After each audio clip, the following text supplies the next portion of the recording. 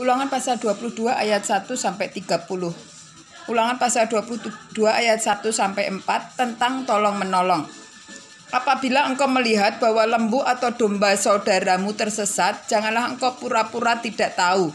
Haruslah engkau benar-benar mengembalikannya kepada saudaramu itu. Dan apabila saudaramu itu tidak tinggal dekat denganmu dan engkau tidak mengenalnya, maka haruslah engkau membawa hewan itu ke dalam rumahmu dan haruslah itu tinggal padamu. Sampai saudaramu itu datang mencarinya, engkau harus mengembalikannya kepadanya.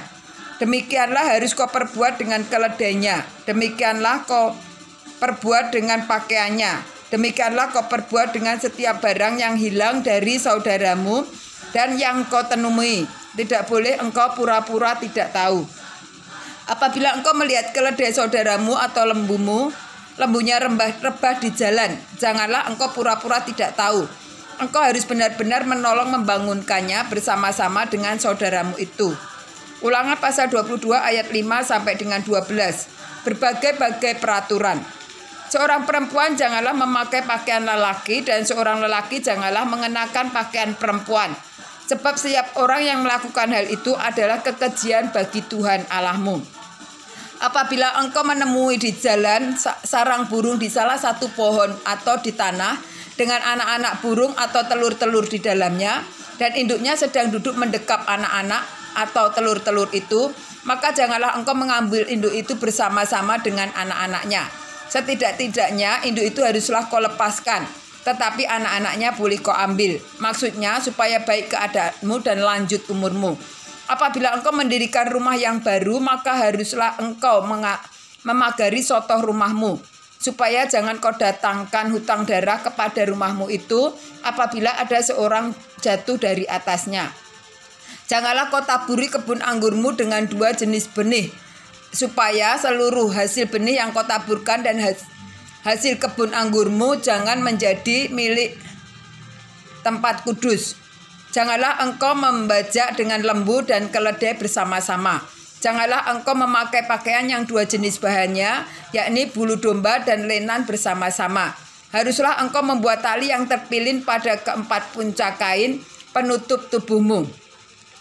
Ulangan pasal 22 ayat 13 sampai dengan 30.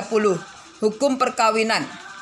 Apabila seorang mengambil istri dan setelah menghampiri perempuan itu menjadi benci kepadanya, menuduhkan kepadanya perbuatan yang kurang senonoh dan membusukkan namanya dengan berkata, perempuan itu kuambil menjadi istriku, tetapi ketika ia kuhampiri, tidak ada kudapati padanya tanda-tanda keperawanan.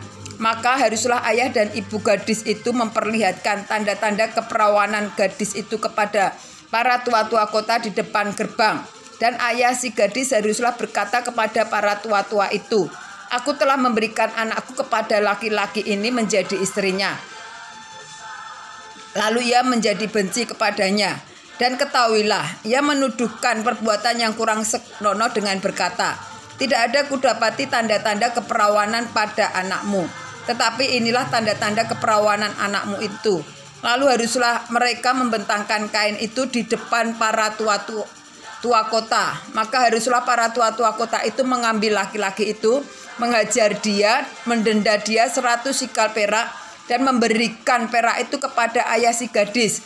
Karena laki-laki itu telah membusukkan nama seorang perawan Israel.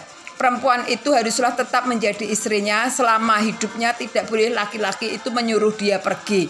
Tetapi jika tuduhan itu benar dan tidak didapati tanda-tanda keperawanan pada si gadis, maka haruslah si gadis dibawa keluar di depan pintu rumah ayahnya, dan orang-orang sekotanya haruslah melempari dengan batu sehingga mati. Sebab ia telah menodai orang Israel dengan bersundal di tanah di rumah ayahnya. Demikianlah harus kau hapuskan yang jahat itu dari tengah-tengahmu. Apabila seorang kedapatan tidur dengan seseorang perempuan yang bersuami, maka haruslah keduanya dihukum mati. Laki-laki yang telah tidur dengan perempuan itu dan perempuan itu juga. Demikianlah haruslah kau hapuskan yang jahat itu dari antara orang Israel. Apabila ada seorang gadis yang masih perawan dan yang sudah bertunangan, jika seorang laki-laki bertemu dengan dia di kota dan tidur dengan dia, maka haruslah mereka keduanya kamu bawa keluar ke pintu gerbang kota dan kamu lempari dengan batu sehingga mati. Gadis itu Karena walaupun di kota ia tidak berteriak-teriak, dan laki-laki itu karena ia telah memperkosa istri sesamanya manusia. Demikianlah harus kau hapuskan yang jahat itu dari tengah-tengahmu.